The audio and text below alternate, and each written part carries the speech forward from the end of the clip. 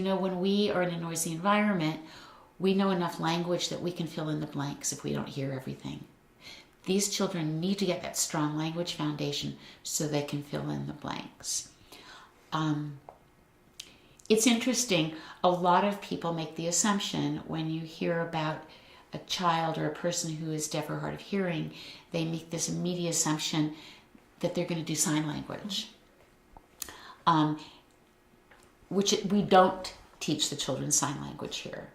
When parents come here, they're choosing a listening and spoken language approach, which goes back many, many, many, many years.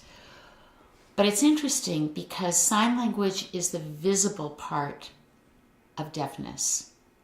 People on the street who don't know much about hearing loss will see people signing and they'll say, "Oh, look, they're deaf." What they don't see are the people who are walking down the street or who are helping them at an office or talking to them on the phone who are deaf. And they would have no idea because these are people who've learned to listen and to talk. And back in the old days, they had strong accent, the strong deaf speech, because they didn't have auditory access. They were learning to lip read. So they were being taught sound by sound. But now these itty bitty babies get hearing aids when they're 2 months old.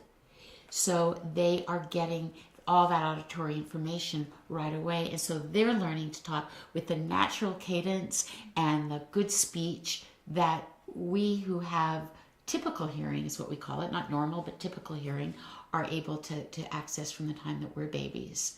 The month of May is Better Hearing and Speech Month, where the center will be opening its doors to the community on May 18th at an open house.